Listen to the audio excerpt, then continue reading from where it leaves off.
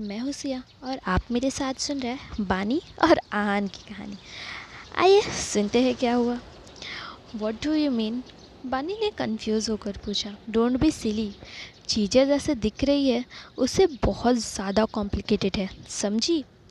बानी उसकी बातों को समझ नहीं पाई। उसे समझ में आ गया था कि अब उसके दिल में हर्ष के लिए कोई फीलिंग्स नहीं है, पर ये तो बिल्कुल नामुमकिन था कि वो अपना बॉयफ्रेंड किसी के साथ शेयर करे।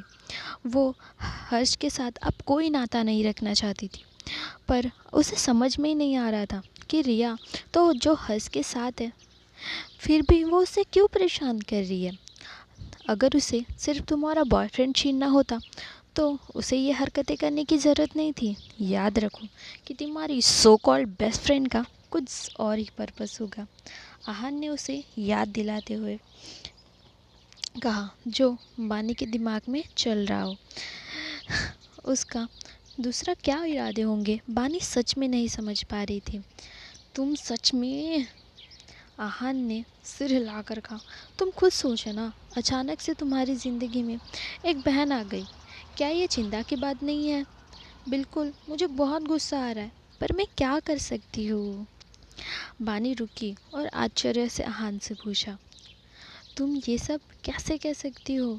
तुम्हें इसके बारे में तुम मेरे बारे में इतना सब कुछ क्यों जानते हो? तुमने मेरे बारे में इन्वेस्टिगेशन किया? जब आहान ने उसे क्यूरियस होकर पूछते हुए देखा, सिर हिलाकर बोला, तुम्हारे बेस्ट फ्रेंड ने अभी तुम्हारे फादर को डैड कहा था। अगर वो तुम्हारी बहन नहीं होती तो उसे डैडी क्यों कहती? उसकी बात सुनकर बानी का चेहरा शर्म के कारण लाल हो गया। क्या ये आदमी डेविल है?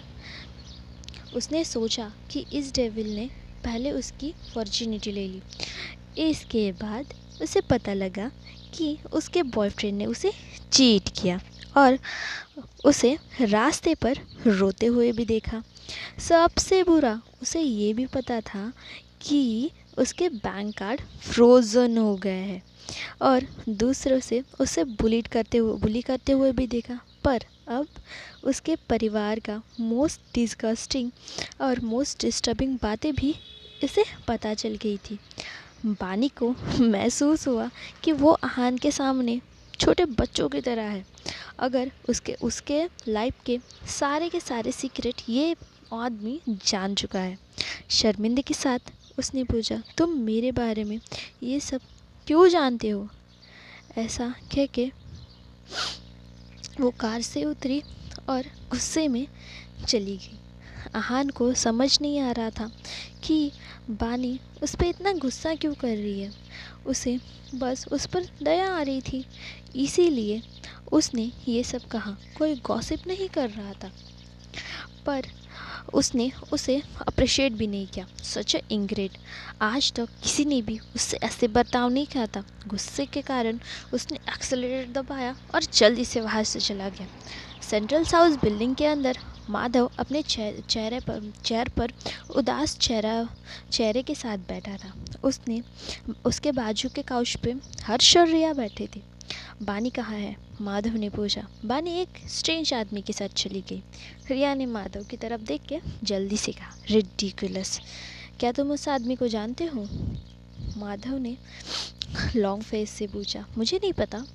मे बी बानी उसे कहीं किसी नाइट क्लब में मिली होगी।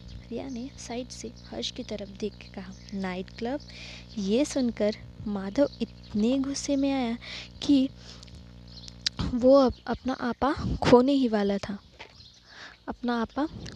वाला था। उस आदमी के कपड़ों से तो ऐसा नहीं लग रहा था कि वो कोई नाइट क्लब से है, इसीलिए उसने रिया के बातों पर भरोसा नहीं किया। तुम्हें कैसे पता?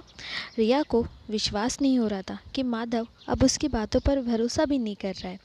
उसे लगा जब वो नाइट क्लब के बारे में सुनेगा तो बहुत ऑलमोस्ट ज़्यादा ही पागल हो जाएगा। मैंने उसे नाइट क्लब में देखा था, शायद वो क्लाइमैक्स प्लेक्स का नंबर 1 पिम्प होगा। हर्ष ने नाखुशी से कहा। रिया की बात सुनकर माधव को थोड़ा शक था, पर अब उसे यकीन हो गया। उसने गुस्से से कहा, बेशर्म लड़की, आज ला छोड़ूंगा नहीं मैं उसे, आने दो बस घर उसे।